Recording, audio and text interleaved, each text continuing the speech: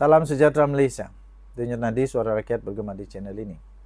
Saya ingin minta pendapat Anda sekalian, tuan-tuan dan puan-puan. Ketika Mahathir menyatakan kalau dia jadi Perdana Menteri sekali lagi, dia tidak akan membuat apa-apa, dia tidak akan menekankan sekatan untuk 3R. Terkejut saya tahu. Terkejut saya. Anda boleh cari itu di Google lah, cari Google saja. Soalan saya sekarang, mana Hadi Awang, mana Muhyiddin Yassin?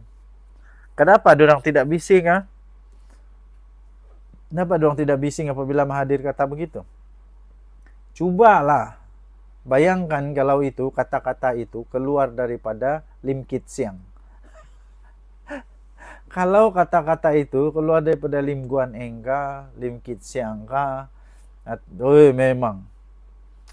memang luar biasa akan berlaku itu, memang. Kenapa dorang tidak bising pula? Kenapa dorang tidak bising pula kepada Mahathir? Tegurlah Mahathir tu. Bukankah Hadi Awang mau mempertahankan agama, bangsa, raja-raja? Kenapa biarkan saja Mahathir? Ini bahaya betul Mahathir ni. Tiba-tiba tidak ada, mana boleh? Kan mana boleh? Kalaulah Lim Kit Siang yang cakap begitu, memang huru hara jadinya pas. Bersatu pun huru hara terus. Huru hara terus. Pening. Apa sudah jadi ni? Apa sudah jadi? Okey, jadi kerana itu, pada pendapat saya,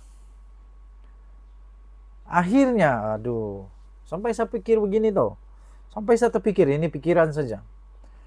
Mungkin sudah masanya untuk Agung ambil tindakan lah. Ambil tindakan dikeras. Agung perlu untuk pikirkan bagaimana kalau ada manusia-manusia begini yang cuba untuk tidak hormat lagi kepada yang disebut 3R. Macam mana pun kita mau bersuara, tuan-tuan dan puan-puan. Kebebasan macam mana sekalipun, pada saya segala sesuatu ada had dia. Ada limit dia. Dan limit bagi di Malaysia, jangan sentuh 3R itu saja. Kalau itu pun tidak dapat dihormati, susahlah. Susahlah. Harap-harap kalau betul-betul Hadi Awang ni hero, betul-betul dia mau jadi hero, tunjukkanlah, pergilah sound Mahathir, kasih sound dia betul. Sudah tua, tak sedar diri, mau mainkan lagi isu yang bahaya begini. Ini boleh menyemarakkan api kebencian, hasutan untuk perkauman. Masalah, jangan. Kita harus mengelak daripada perkara ini berlaku. Tuan-tuan dan puan-puan yang dihormati sekalian, harap-harap Mahathir jangan lagi keluarkan kenyataan-kenyataan yang berbahaya macam begitu kan. Ataupun Mahathir sekarang memang kadang-kadang dia tidak sedar apa yang dia cakap. Mungkinlah kan. Okey. Apa pendapat Anda? Tinggalkan komen Anda. Denyut nadi suara rakyat bergema di channel ini. Jangan lupa tekan butang subscribe, like dan share. Malaysia kita punya, cinta Malaysia aku, kita jaga kita. Bye-bye. Salam sejahtera Malaysia, selamat petang. Ini satu artikel baru saya terima. Ini artikel memang hebat lah. Tiba masanya kabinet dirombak. Kabinet rombak. Tiba masanya kabinet dirombak, itu soalan dia. Memahami Datuk Sri Rafizi Ramli melalui bait-bait ucapannya, ungkapannya, dan pernah menemu bualnya, beliau seorang yang berpegang kepada prinsip. Apabila beliau kalah kepada Nurul Izzah Anwar dalam persaingan merebut jawatan timbalan presiden dalam pemilihan PKR Jumaat lalu, adakah Rafizi yang sekarang berusia 47 tahun akan melunaskan kesediaannya untuk melepaskan jawatannya dalam kabinet.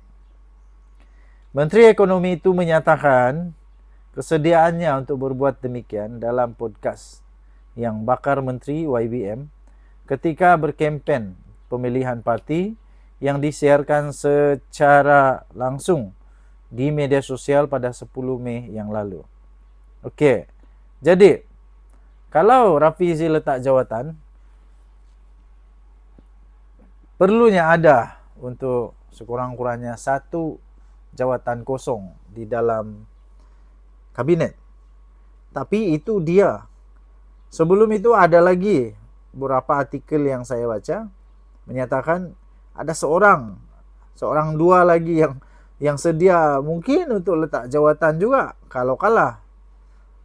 Jadi adakah akan terjadinya rombakan kabinet untuk julung-julung kalinya? Untuk kedua kali sudah. Siapa yang bakal ditukar? Persoalan utama ialah siapa yang layak untuk gantikan Rafizi Ramli sebagai Menteri Ekonomi. Sebagai Menteri Ekonomi, siapa yang layak untuk jadi pengganti dia? Susah juga mau pikir pengganti dia sebenarnya. Sebab bagi saya, Rafizi Ramli sudah cukup berkredibiliti. Rafizi Ramli memang sudah cukup berpengalaman, banyak pengetahuan, dan sepanjang dia jadi Menteri Ekonomi, banyak betul pencapaian negara. Banyak pencapaian negara yang padu-padu gitu. Okey. Jadi pada pendapat anda, sesuaikah, perlukah untuk Menteri Kabinet ini di reshuffle atau dirombak? Perlukah? Sesuaikah masa sekarang untuk dirombak? Sesuaikah untuk dirombak? Bagi saya belum sesuai kot. Belum sesuai untuk dirombak. Dan seterusnya, pendapat saya kenapa perlu rombak pula? Kenapa perlu rombak pula? Itulah soalan saya. Kenapa perlu rombak? Tidak perlu rombak kot. Tidak perlu. Sebab sekarang kerajaan masih okey. Hanya Rafizi Ramli je kalah pun. Dia kalah saja pun.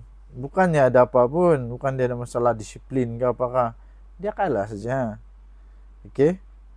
Tinggalkan komen anda. Apa pendapat anda? Perlu dirombak atau tidak? Dan tadi Suara Rakyat bergema di channel ini. Jangan lupa tekan butang subscribe, like dan share. Malaysia kita punya. Cinta Malaysia aku, kita jaga kita. Bye-bye.